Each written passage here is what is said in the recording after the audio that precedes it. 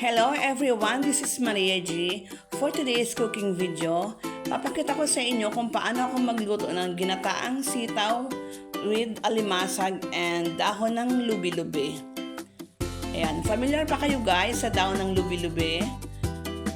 Yan, marami kasi dito sa amin ngayon kaya yan, sabi ko naisipan kong isawag ko sa ginataang sitaw. Lubi-lubi ang tawag nito sa amin. Sa inyo ba guys? Anong tawag nito sa place nyo? Yan, syempre hindi ko dyan isasama yung kanyang midrib o yung gitnang parang veins. Yan, dahon lang yung dahon lang yung kanyang isasama. Kagaya niyan guys. Yan.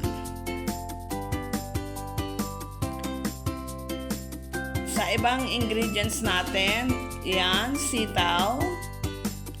Medyo pangit na yung nabili naming sitaw. Medyo magulang na siya. Ayan. Shout out po sa mga nakatune in na sa premiere na to.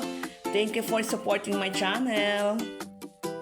And sa mga mag-replay po nitong video, thank you.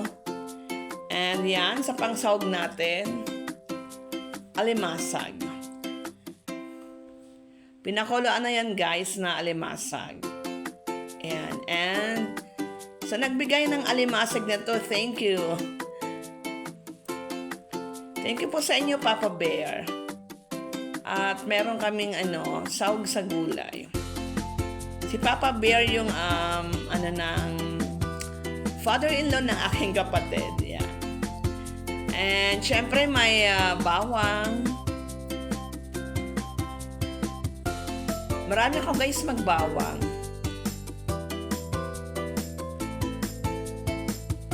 Shout out ulit sa mga nakatune in na sa premiere na to and sa mga magre-replay nitong video. Thank you. And may siling haba tayo dyan. And of course, dahil ginataan, meron tayong gata ng nyog. Again guys, sa gulay, dapat yung marami talaga siyang gata. Yan. Unang gagawin natin, pag samasamahin na yung gata, yung alimasag, bawang, and syempre asin. Ayan. Asin para pampalasa. Asin lang dyan guys, nilalagay ko. No need ng iba pang mga pampalasa kasi masarap naman yung ating sahog. So napakalasa niya na. Napakamalasa niya na. Yan, hayaan muna natin siyang, yan, halo-haloin natin yung gata para hindi siya mamuo o hindi lumabnaw, hindi pala lumabnaw yung gata. Ayan. Hanggang sa kumulo na siya. Ayan, medyo halo-haloin natin yung sabaw niya. Again, sabi ko nga kanina, hanggang sa kumulo para hindi lumabnaw yung gata. Sa mga bagong tune in po sa premiere na to, shout out po sa inyo. Thank you for supporting my channel. Ayan, kumukulo na yung guys, yung ating gata. Yan, so gagawin ko dyan guys, tanggalin ko muna yung mga alimasag sa gata. Then, yan. Ilalagay ko na dyan yung ilalagay ko na yung sitaw para maluto ng husto yung yung sitaw. Kaya tinanggal ko guys yung yung alimasag. Ayan. Pakulo natin yung sitaw hanggang sa lumambot. And pag lumambot na yung sitaw, idadagdag ko na dyan guys yung dahon ng lubi-lubi. Ayan. Again, yung lubi-lubi na yan guys, dito lang sa paligid ng aming bahay, sa bakuran. Ayan. Maraming ngayong natalbos kasi medyo umuulan siya.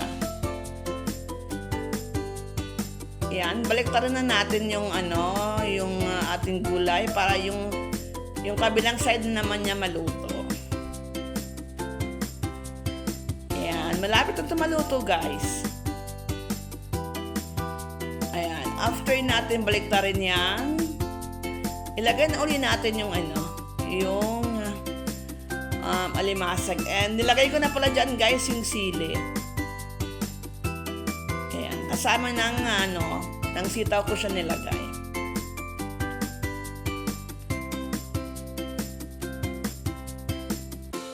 Ayan, then serve na sa serving platter. Serving plate. And mas masarap siya guys kung may sausawa na suka and bawang para pang tanggal din ng umay. Sa mga nakaabot po sa video na to, thank you, and sa mga mag-replay sa video na to, salamat po. Bye for now.